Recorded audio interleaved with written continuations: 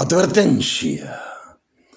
El siguiente contenido es basado en opiniones de diferentes temas de divulgación científica y humanística, resultado de la formación profesional de los panelistas. Cada uno de ellos es responsable de sus aportes. Dicho esto, los invitamos a prepararse su bebida favorita, relajarse y acompañarnos. Bienvenidos a Informol. Excelente.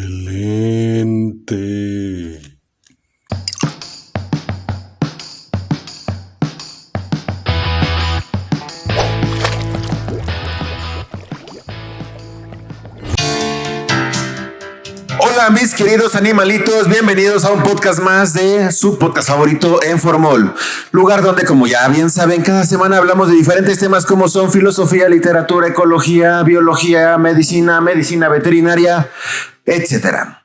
Esto bajo el concepto de una salud y bajo la lupa de esos tres amables caballeros que me acompañan en esta mesa.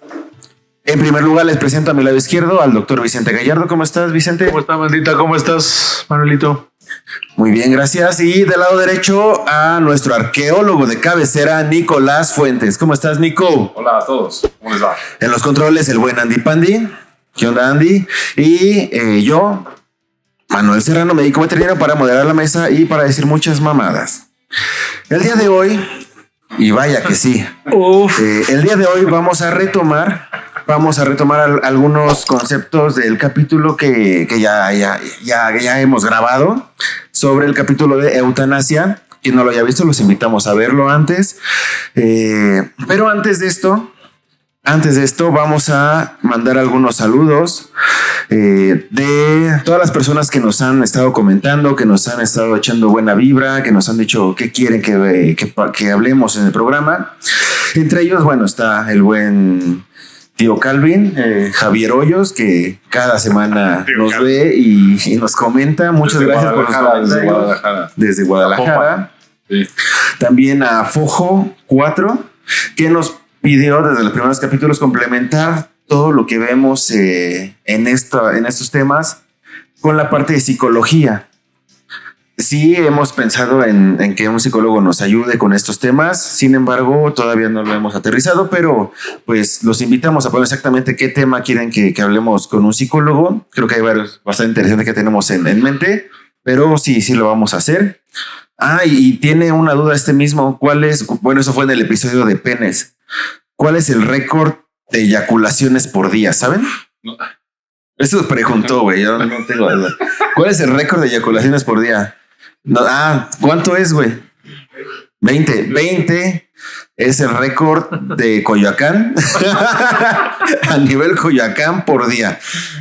No tenemos el dato, pero bueno, cuando toquemos otra vez el tema de... Es muy variable, ¿no? Yo quiero reproducción sexual. No, es que es récord, güey. O sea, es el máximo, güey. O sea, no, el récord mundial, el récord Guinness. Ese registro. Yo solo pienso en cuánto daño se pudo haber hecho eso. Yo creo que sí, güey. O sea, según yo, hubo un niño que se murió de tantas jaladas que se dio, ¿no? Es una leyenda urbana, pero sí, seguramente sí hay daños ahí tisulares, neuronales. Ni siquiera quiero imaginarme cuánto daño se hace haciendo eso en repetición. Pero bueno, otro especial saludo para Irene de la Canal, que siempre igual nos comenta. Muchas gracias por todo el cariño que nos demuestra, sobre todo para el arqueólogo de aquí a mi derecha. A Ana Chiu, a Ara Montelo, a Roberto Salinas, que igual nos ve cada semana, Celina Fuentes, que igual nos comenta, Joel Ventura, que nos ha comentado algunos capítulos, Mauricio López, que nos solicita hablar sobre el tema de envejecimiento, también un tema bastante interesante que vamos a tocar más adelante, a Brenda Ríos, Gustavo Martínez, Montserrat Gómez, Coye García y por último los últimos comentarios, Víctor Hugo RP, que nos comenta que parece plática de banqueta. Pues sí, es lo que buscamos. Buscamos que sea una plática de banqueta, pero... Quizás no de banqueta, quizás de mesita, entre amigos. No, yo sí me veo con una caguama. Yo no, así como de sillas afuera de la casa, ¿no? Sí, a huevo. Sí. Así. Pero igual, saludos, mi querido Víctor. Y 2 saludos muy especiales para compañeros que uno de ellos es Válidamente Podcast, que nos sigue y especialmente para el podcast Épocas Épicas, que ya lo consideramos un canal hermano. Saludos. Esperemos pronto hacer una colaboración juntos.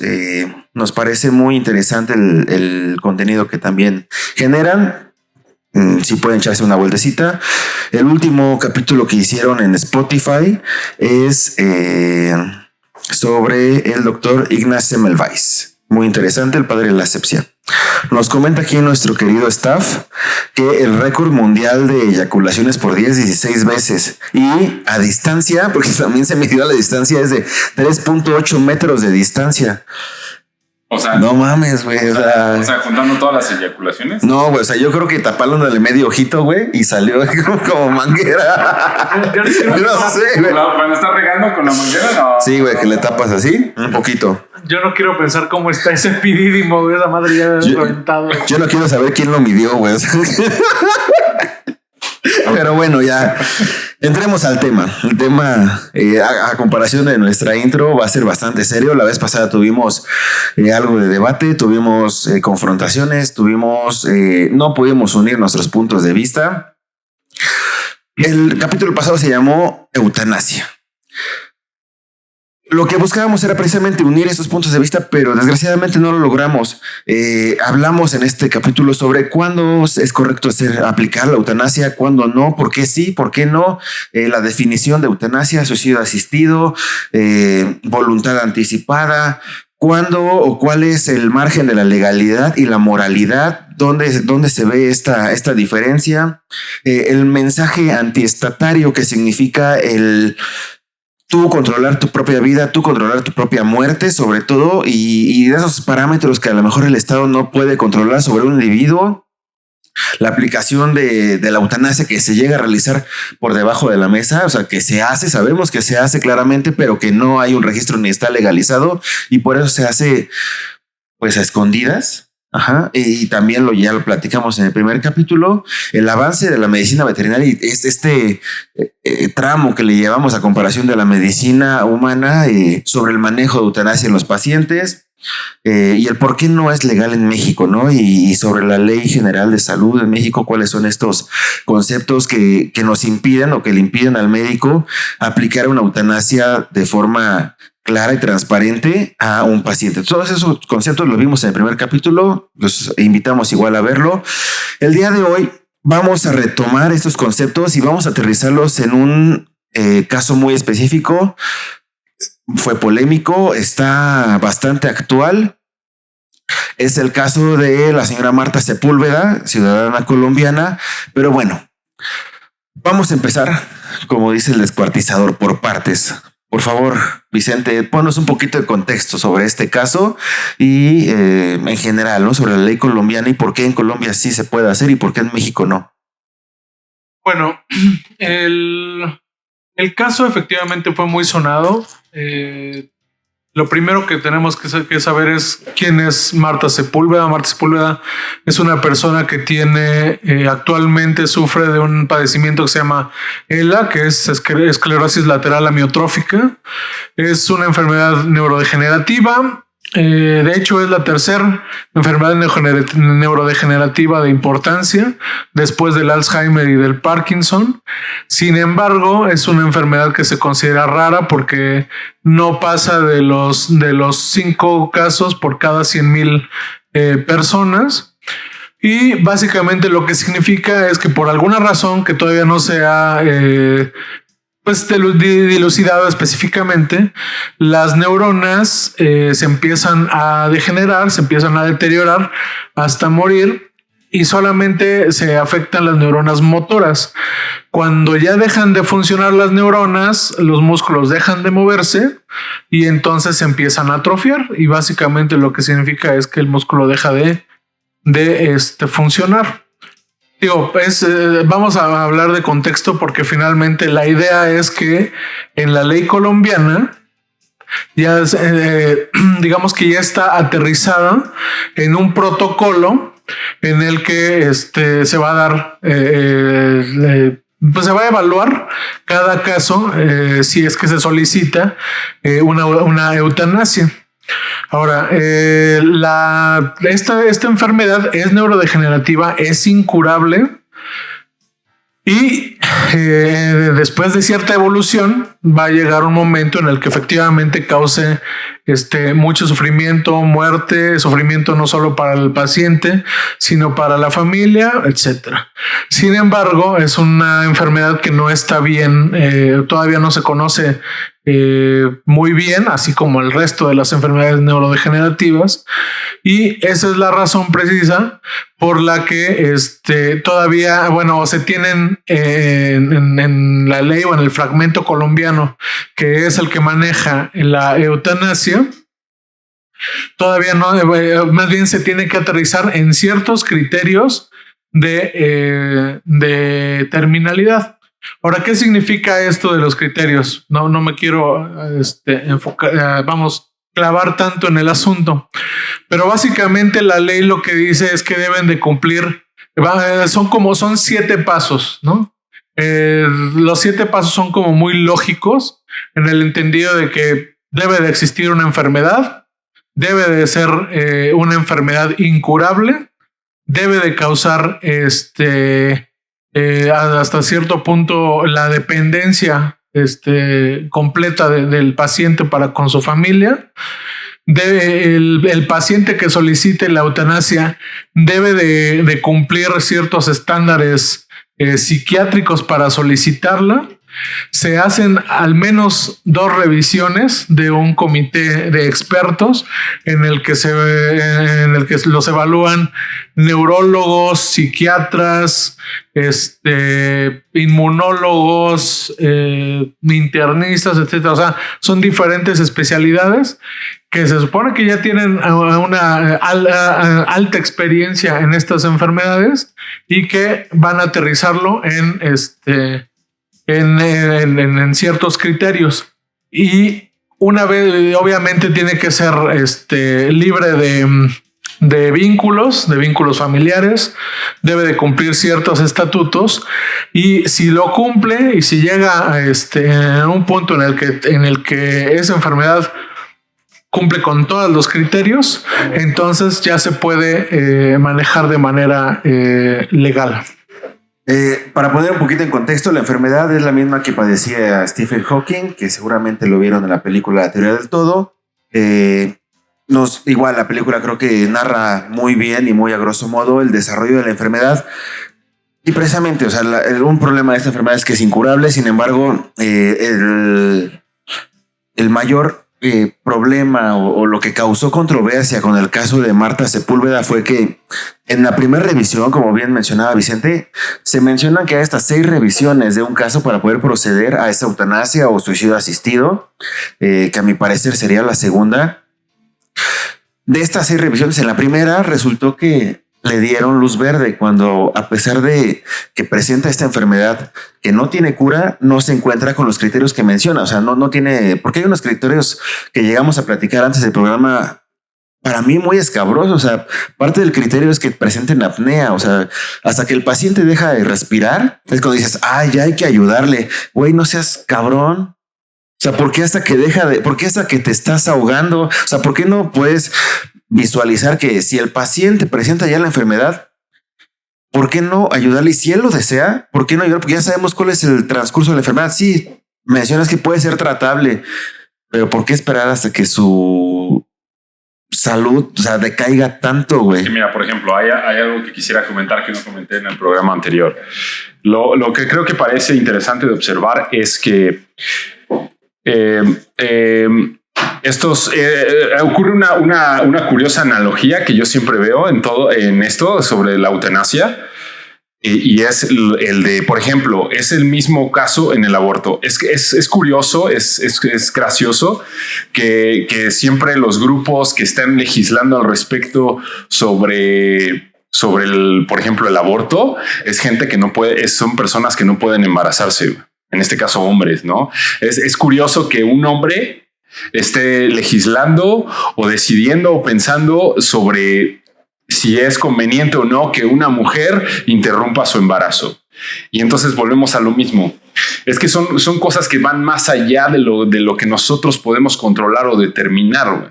Es algo que está fuera de nuestro alcance. O al contrario, güey, o sea, o es demasiado a nuestro alcance, o sea, demasiado que podemos controlar, porque la vida es nuestra. Vamos a meter en una cuestión que es lo de la subjetividad, el relativismo. ¿A qué me refiero? A que pues nadie puede estar en tus zapatos, ni tú puedes estar en los zapatos de alguien más. Entonces, claro. Alguien, no sé, esta señora Marta Sepúlveda, pues nosotros desde aquí, pues yo así sin nada, ¿no? Puedo decir, no, pues sí, o puedo opinar y decir lo que quiera.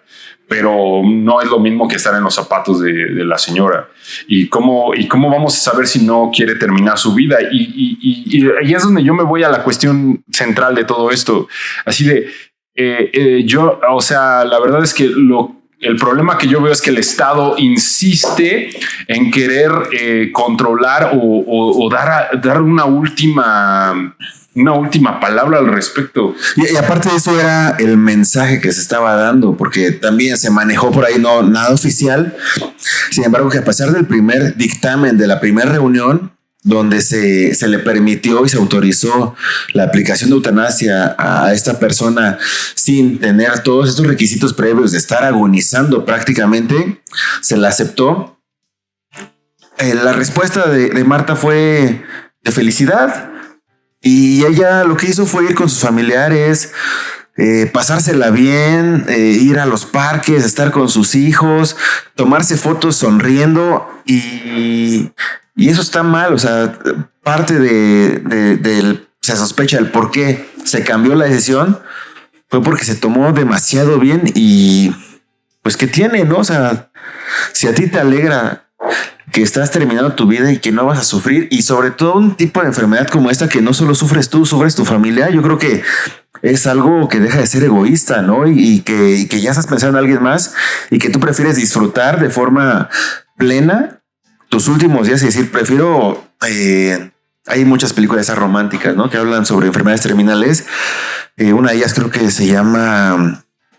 Dulce Otoño, Dulce Noviembre, donde menciona, ¿no? Así, prefiero que me recuerdes así, que me recuerdes saludable, que me recuerdes sano, a que me recuerdes ya agonizando en el lecho de muerte, donde no puedo respirar, donde no puedo moverme, donde no puedo comer, donde no puedo defecar. A mí no se me hace nada descabellado. ¿Por qué? ¿Por qué esperar? ¿Por qué esperar a esto? Es que, ¿sabes qué? Mira, yo me puse a buscar después de esto.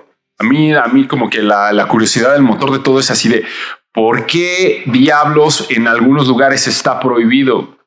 ¿Sí? Y entonces me pongo a investigar y realmente no hay ningún tipo de legislación que pueda explicarte por qué está prohibida. No hay nada tácito. No, o sea, simplemente cuando tú lo analizas, son cuestiones de tipo moral. O sea, ya tiene que ver con cuestiones de tipo moral y cultural. No tiene nada la ciencia no tiene nada que ver aquí. Y es más, voy a poner un ejemplo que lo mencioné hace rato, dije lo iba a poner en la mesa y lo voy a poner. ¿Por qué preferimos darle muerte a prisioneros, a personas que para lo que es la sociedad están en contra y que están yendo en contra de lo que está moralmente establecido, y es más fácil matarlos a ellos que matar a una persona que está pidiendo su muerte?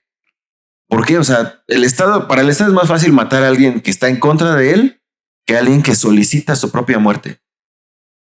O sea, se me hace ilógico la pena de muerte es legal y la pena de muerte se aplica. La pena de muerte tiene personas que lo están viendo, o sea, tiene público, tiene audiencia. O sea, se me hace ilógico. Digo, finalmente, y de hecho ya lo hemos hablado y lo hemos comentado en varias ocasiones, la ley o todo lo que es la ley está basado en un régimen moral. ¿Y qué es la moralidad sino algo que está sublevado o subregistrado a una religión? O sea, que lo que ya en algún momento estuvimos platicando y que casi nos sacamos los ojos. O sea, que es bueno y malo, ¿no? O sea, y al justamente aterrizarlo en valores morales, y ya de hecho ya lo habíamos platicado, o sea, parten de la idea de que nosotros no somos dueños de nuestra propia vida. Entonces, si nosotros no somos dueños de nuestra propia vida, entonces ¿quién lo es? Pero, o sea, qué jodido está eso que el Estado te menciona que no eres dueño ni de tu propia vida, que el dueño de tu vida es el puto Estado, güey. No, y tiene muchas formas de decirlo. O sea, tiene formas de nuestra decirlo. vida está regida por el Estado. Dime en qué momento te puedes salir de él, güey. Sí, o sea. No mames, no. Ni siquiera es la Te tienes propia que sacar un muerte. acta de defunción, güey. El Estado tiene que reconocer que estás muerto, güey. Hay indicadores O sea, de bienestar que hablan de años, de años económicamente activos, de años, Estadísticas de tu sí, o sea, como exactamente como un ser en la sociedad. como recurso. Entonces, y además, justamente hablamos de la cuestión moral, porque en teoría la muerte a alguien, a un reo, o la muerte a un criminal es justicia, pero es justicia basado. Es que volvemos a lo mismo. Es que al fin y al cabo nos damos cuenta que todos estos discursos, Es homicidio. polisemia, semiótica, interpretación de lo que uno dice. Es así, es como cuando te pones a discutir con un testigo de Jehová la Biblia, ¿no? Y tú le dices, no, es que para aquí mí dice significa esto. Exacto. Y de ahí no vamos a salir. O sea, Interpretaciones. lo que sí, yo lo que veo aquí con todo este caso de Marta Sepúlveda en Colombia, lo que sí veo es que lo que sí creo que es necesario es el de ya como empezar a abrir más las puertas para empezar a legislar al respecto, para poder empezar a crear todo un corpus jurídico que en un futuro permita que esto sea un poco más entendible, más accesible, más más tácito, como dices. El problema es que tiene que exigirse. Y México no es un país que está acostumbrado a exigir derechos. Mira, ni México ni el resto de los países que lo tiene legislado. O sea, estamos hablando de que los países que lo tienen legislado son países profundamente religiosos, profundamente protestantes. O colonizados. El único país latinoamericano que lo tiene legislado es Colombia, y obviamente Colombia se basa en todo el movimiento que han hecho Europeo. estos países europeos, y basados justamente en eso, en el control y en el poder del Estado sobre la persona, y en el qué es legal y qué no lo es. O sea, a final de cuentas, incluso en una de las notas de las noticias, por alguna razón, pues mencionan la opinión de un monseñor, ¿no? ¿Quién sabe por qué, no? O sea, muy raro. Así. Y además, incluso la misma Marta Sepúlveda se declara profundamente católica, pero ella sí dice, pero yo sé que Dios no me quiere ver así. Es que ahí es donde de todas formas, ahí es donde se las volteas, güey, porque pues entonces agarras y dices, no, pues es que a mí Dios me quiere ver bien y no estoy bien, entonces es mejor que estar muerto, güey. Ya lo decíamos el episodio pasado, güey, Jesucristo se suicidó. Ahora, el problema aquí es que ya está legislado. O sea, efectivamente, el gran problema es quién hace las leyes. Y partiendo justamente de las situaciones de inigualdad, de inequidad, de todo eso porque también podemos llegar o podemos tocar en el asunto de las mujeres. El problema es que hay un cierto corpus o un cierto cuerpo de gente que tiene cierto poder, que tiene cierto peso en la sociedad, y puse en comillas para los que nos están escuchando, que creen que pueden tomarle esa decisión y que van a decir si es legal o no es legal. Otra de las cuestiones que quería yo comentarle respecto a la ELA, a la enfermedad, es justamente cuáles son los criterios de terminalidad que dictan específicamente en estos casos. Están de la chingada. O sea, en verdad, escúchenlo. O sea, Okay. esto es específicamente lo que solicita el comité para que una persona con esta enfermedad pueda solicitar la eutanasia. Okay. O sea, por favor. Por favor, Vicente. Una es la deterioración crítica de capacidad de respiración. O sea, una capacidad vital de menos del 30%. Asfixiando. Yo podría decir así de si no te puedes limpiar el culo tú solo, ya, de Claro, verdad. güey, suena muy lógico, güey. De hecho pasa. Disnea significante en reposo. No mames. Si güey. necesita oxígeno suplementario en reposo o o requiere ventilación artificial. Si Esos son. necesita reanimación Y luego, cardiopulmonar, güey. Ya, ahí sí. y luego Ahí sí. el segundo punto son si en los siguientes o más bien en los últimos 12 meses ha tenido una progresión rápida, si necesita una silla de ruedas o queda en cama postrada, si habla ininteligiblemente, porque además uno de los signos más importantes es justamente eso, que los músculos de la mandíbula dejan de funcionar. Como Stephen Hawking, que necesitaba exactamente, que ya no puede la hablar. máquina para hablar. Si necesita ayuda para todas las actividades cotidianas, si hay una deterioración en el peso, bueno, en la nutrición, o sea, pérdida de peso, no puede tomar suficientes calorías, deshidratación o hipovolemia, o sea, cuando no hay suficientes líquidos en el cuerpo, o en caso de que requiera un tubo de gastrostomía, que básicamente es alimentación por medio de una manguera. Si no cumple esos datos, quiere decir que no está tan grave el caso. Y sí, o sea, esto está aquí. O sea, Hay mucho- el problema es ese, que está escrito y está legislado. Ahora, otro de los temas, y eso ya lo había comentado previo al capítulo, es que sobre pretexto de que la enfermedad puede tener un grado de detención, o sea, se puede detener en su evolución, no se puede tomar no toman en cuenta que todas las personas que están enfermas, no todas se mueren y no todas llegan a este punto pues en este punto tan grave, ¿no? Entonces, sobre pretexto de eso son las evaluaciones de todos los demás especialistas. Bueno, lo que escucho, Doc, me parece, bueno, ya, si me preguntas a mí, me parece un tanto ridículo, pero este tema necesita desarrollarse, necesita pensarse al respecto. Qué bueno que no estoy en un comité de bioética. Es lo que decíamos hace rato. O sea, ¿por qué tienes que ser un experto y por qué tienes que ser un doctor en bioética para poder decir sobre tu propia vida, güey? O sea, es tu puta vida. Es que ahora lo veo, ahora lo veo más claro ahorita que ahondamos en el tema. Es que como no encontré una explicación racional sobre la prohibición de la eutanasia, güey. Entonces no me queda más que pensar, güey, que el individuo tenga control sobre su vida es un símbolo muy poderoso que el Estado no puede permitir que prevalezca, güey. Porque imagina, si un individuo puede decidir sobre su vida, puede decidir sobre cualquier cosa, güey. Entiende eso, güey. Si tiene poder de acción, tiene poder de Estado, agencia. cualquier otro poder te sofoca, tú tienes una salida. No, es que tienes una pinche salida. Es que si el Estado nos concede eso, entonces también nos concede un momento en el que podamos decirle al Estado, ya no te necesitamos. Me voy con Dios. O lo que sea, ¿no? O sea, puede ser muy simple, pero la idea es muy radical, güey. Y eso tendría consecuencias, un efecto dominó que acabaría con el control del Estado.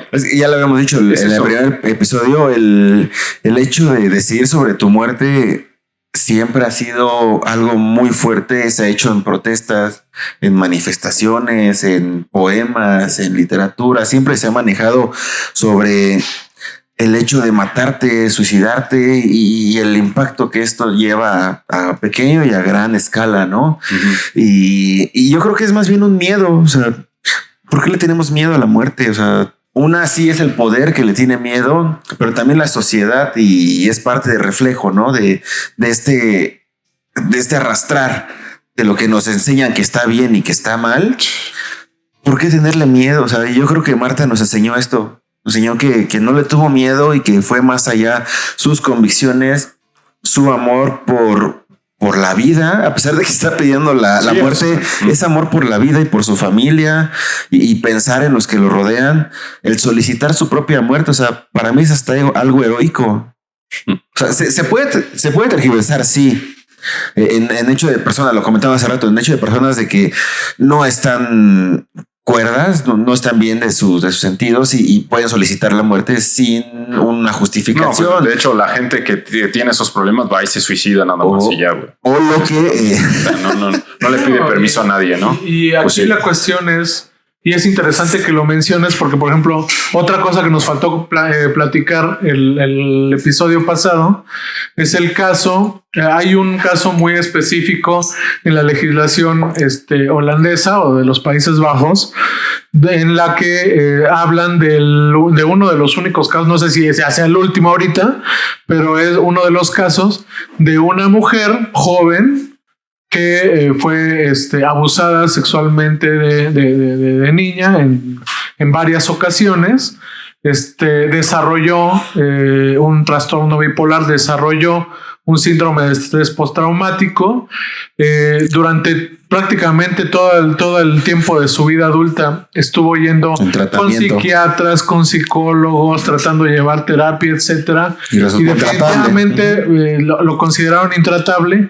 Y aquí nuevamente, nada más que en esta ocasión sí funcionó, se lleva al protocolo del Estado para evaluarlo, y ahí en ese caso sí se permitió, el suicidio asistido.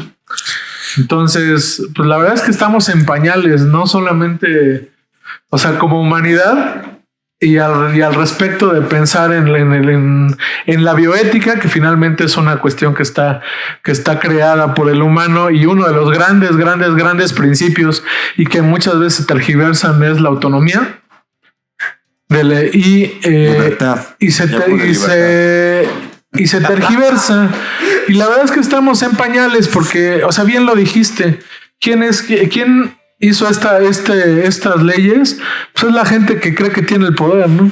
Y es la gente que cree que puede tener el control y que puede decidir sobre las decisiones de todos a un nivel tan alto que quizás sea intangible. Para ahondar más en ese tema, yo les recomiendo, son las recomendaciones de libros. Hay un libro muy bueno de un sociólogo francés que se llama Pierre Bourdieu, que se llama Los usos sociales de la ciencia, donde él hace todo un análisis sociológico de cómo todos estos gremios, entre ellos los médicos, aunque él se enfoca más en los antropólogos, sociólogos, y cómo crean estas redes de estos como cotos de poder basados en el conocimiento o en ciertas dominio de técnicas o áreas de saberes, ¿no? Desgraciadamente la ciencia siempre ha respondido a otros poderes. Sí. O sea, siempre está a favor, en este caso actualmente, del capitalismo, de quién tiene el dinero, quién va a pagar por la investigación, por los docentes, por los académicos, siempre está a favor de esto. Es que es lo que yo digo en cuanto no es libre. En los términos, hablar de eutanasia, es que quien decide, quien pone los criterios, hay muchas preguntas para ellos y que no se les hacen. Ellos determinan las cosas como si fueran infalibles. Como si no hubiera un margen de error en sus decisiones. Pues es la palabra máxima, ¿no? La máxima autoridad. Exacto. Y se pierde la parte individual, ¿no? Entonces es una convención, güey. Y realmente ahí es donde te digo que ya la filosofía entra en acción. Yo por eso en los grupos legislativos tienen que haber antropólogos, sociólogos, filósofos. Es necesario, güey, porque ellos se van más allá de la ciencia, más allá del Estado, más allá de lo que hemos creado. Precisamente es el concepto de una salud, el tener profesionistas de diversas áreas e incluyendo las partes sociales y sobre todo estas áreas que no son ni ciencia ni no son ciencias. Hemos pasado mucho tiempo tratando de definir, pero no hacemos nada con lo que sabemos. Pero puede ser útil, obviamente es algo útil, claro. Que en este punto se puede aterrizar, hay muchos puntos que puede aterrizar, güey. Es que haz de cuenta, pero también date cuenta que es también todo un proceso, tiene que haber todo un proceso social de por medio para que nos podamos sentar a hablar de eutanasia. primero tendríamos que resolver muchas otras cuestiones culturales, morales, políticas, sociales, antes de, exacto, porque estos temas, como ya hablar con la vida misma, la soberanía del individuo, ya si nos sentamos a hablar de eso es porque ya desarrollamos, o sea, ya tenemos todo un desarrollo atrás que no existe ahora, ¿no? Ok, pongamos un pequeño cuestionario, una pequeña pregunta. 2. Aquí en la mesa, al buen Andy que está en los controles y a los que nos están viendo en este programa, 2 preguntas. 1, si puedes elegir cuándo morir, ¿lo harías? Y 2, si supieras que ya tienes todo este listado que nos marca la ley colombiana, que ya sabes que estás de la chingada y que te va a cargar la verga, pero no te mueres, ¿lo harías? ¿Tú lo harías? En el 1 y en el 2. Si pudieras decidir, que para mí el poder decidir cuándo morir es suicidio asistido. Y 2, si puedes elegir que te apliquen eutanasia, ¿lo harías, sí o no? Sí, la verdad, sí. ¿Lo harías? ¿Los 2? Definitivamente. Andy. Obviamente lo haría. ¿Los 2? Yo creo que solicitaría que se me aplicara eutanasia y creo que ahora sí. Mismo, sí. No ahorita, no ahorita sería suicidio. Pero mi respuesta también es sí. Entonces hagan este pequeño análisis de conciencia, piensen en ustedes, piensen en su familia. Y yo también quiero hacer una pregunta a todos. Me gustaría que todos me den su opinión. Yo quiero saber, o sea, en qué están pensando, de por qué creen que la eutanasia esté prohibida. Este es también un tema que es buscar una explicación a eso. Es cuando das con el núcleo de todo, con la zona caliente, ¿no? ¿Con quién empiezas? Sí, por favor, coméntenos. La verdad es que si ustedes tienen interacción en el grupo y si tienen la oportunidad de que nosotros tengamos un diálogo con ustedes, primero nos alienta a seguir haciendo estos programas y a seguir discutiendo estos temas. Y 2, pues sabemos qué piensan, porque igual nosotros nada más nos sentamos y nomás nos ponemos a decir cosas y bueno, pues también tiene que ver. No te vayas por lo lateral. ¿Quién es Te hicieron una pregunta.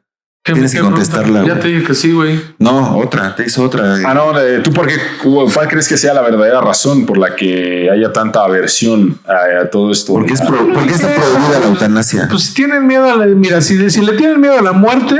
Ya cayó. Pues si tienen miedo a la muerte, pues entonces la muerte es mala, en una concepción muy burda. Entonces, si la muerte es mala, pues entonces hay que evitarla. Y ya. Pero sabemos que no siempre es mala, ¿no? Y aparte es hipócrita, ¿no? Los mexicanos, según queremos mucho a la muerte, la abrazamos, no tenemos miedo. Eso es que Chales es del yunque, güey, es del pan, güey. Cabrona, pinche señor panista, otra vez. Yo coincido. En general coincidimos, creo que en este punto, es un mensaje fuerte el aceptar la eutanasia, el tener independencia, libertad y decisión sobre tu propia vida y sobre todo sobre tu muerte, y debe ser algo que debemos exigir. Como individuos. Desgraciadamente, muy rápidamente lo comento, la medicina veterinaria es de las profesiones que más índices de suicidio tiene por diversos aspectos. 1, la presión que puede llegar a tener. 2, lo infravalorados que está y que probablemente no se paga como se debe pagar. Y 3, la facilidad y el conocimiento del acceso a anestésicos y a medicamentos para hacer procedimientos de eutanasia. Entonces, pues si algo podemos presumir es que los médicos veterinarios tenemos huevos y que somos independientes. Ok, sí. Y ellos toman las decisiones por los animalitos. Sí, y eso lo dije desde el primer capítulo. Estamos bastante avanzados en eso. Creo que se puede aprender bastante de esta experiencia. Simplemente necesitamos foros donde podamos discutir y debatir sobre estos temas, pero de forma abierta, sin tapujos, sin prejuicios morales, sin prejuicios religiosos y teniendo en cuenta nuestra individualidad. Entonces, se nos acabó el tiempo otra vez. Creo que avanzamos más a comparación del primer capítulo. Si algo creen que faltó, igual coméntenlo, por favor. ¿Algo para cerrar, Nico? No, ya dije todo lo que tenía que decir. ¿Algo para cerrar, mi querido? No, creo que esta vez llegamos a un acuerdo y me parece correcto. Para cerrar, igual reitero, la libertad y la decisión sobre nuestra vida es lo indispensable. Es un buen ejemplo o un buen statement de lo que podemos hacer como individuos ante una sociedad que nos intenta controlar. Estamos estrenando tazas, por cierto. Estamos estrenando foro. Estamos estrenando lugar, locación. Muchas gracias por seguirnos. A todos los que nos comentan, nos dan like, comparten. Igual les agradecemos. Saben que vamos un poquito atrasados con los comentarios. Sin embargo, vamos a intentar cada capítulo retomar todo lo que nos comentan, hacer una pequeña retroalimentación. Créanme que la comunicación va a quedar abierta. Cualquier duda, comentario, inclusive groserías, mentadas de madre, pónganlas aquí en los comentarios de Facebook, del grupo, de la página en Formol. Síganos en la página, únanse al grupo de autoayuda en Formol. Acabamos por esta ocasión. Creo que logramos avanzar bastante. Muchas gracias a todos por acompañarnos. Esto fue en Formol. Nos vemos la próxima semana. Bye.